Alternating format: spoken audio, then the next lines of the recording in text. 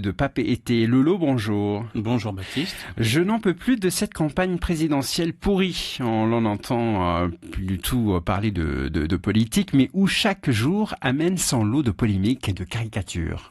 La campagne électorale présidentielle 2017 revêt, c'est vrai, un caractère jamais vu. On a l'impression d'une sorte de jeu vidéo où tous les candidats seraient à éliminer les uns après les autres et personne n'y échappe. En préparant cette chronique, je tombe au hasard de mes lectures sur des attaques contre Emmanuel Macron et Benoît Hamon. Bon, vous me direz, ça fait des vacances à Fillon et Le Pen, pour ne parler que du quatuor des favoris. Macron, on lui reproche d'avoir détenu un magot de quelques millions d'euros. Qu'en a-t-il fait? Est-ce légalement gagné? A-t-il tout déclaré au fisc? En tout cas, la bombe est lancée. Et Hamon, lui, serait mis en examen pour détournement de fonds publics, non pour injure à un particulier. Alors, peu importe la véracité des faits, ces infos nous viennent de sites de désinformation situés où politiquement? Dans le club privé de ce qu'il est d'usage d'appeler la fachosphère, donc à droite de l'extrême droite.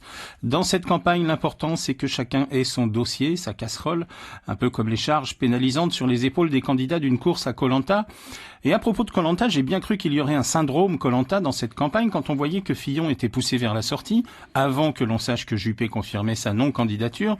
Je me suis dit, c'est pas possible. Quand il y a des abandons, on fait revenir le dernier éliminé, en général un candidat impopulaire qui énervait tout le monde.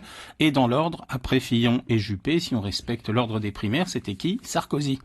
Bref, à l'allure où vont les rebondissements, on sait maintenant qu'après une sorte de reset, de réinitialisation, Fillon persiste et signe, puis repart de zéro, faisant fi de tout ce qu'il a pu affirmer auparavant. Le spectacle national permanent actuel n'est donc pas une bataille d'idées, une confrontation de programmes, mais le déni total d'un candidat obstiné, le mépris arrogant d'une candidate qui ne répond pas à des convocations judiciaires. Bref, même en haut lieu, on ne respecte plus les règles, on ne montre plus l'exemple, on se croit au-dessus des lois, intouchable parmi les intouchables. La campagne se joue plus sur les réseaux sociaux où l'on partage en vrac des articles de grands médias, de la pure et pire rumeur malveillante, des photos puisées dans le passé à qui l'on invente un nouveau contexte et des articles parodiques sans faire de distinction ou de tri. Le député Pierre Lellouche a même été jusqu'à demander le report de l'élection comme s'il s'agissait d'un concert. Attendons quand même les débats pour parler du fond, parce que, accessoirement, ce serait intéressant.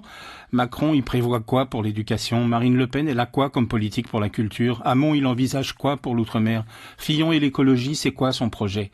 Petit rappel également qui passe complètement à l'arrière-plan, le pays est toujours en état d'urgence. Mais bon, ça non plus, ça veut pas dire grand-chose, vous savez, l'état d'urgence. Et pendant ce temps, un journal suisse parle de la France avec ce titre à la une, quand la démocratie dégénère en bouffonnerie. C'était De quoi je m'y mêle avec Lolo.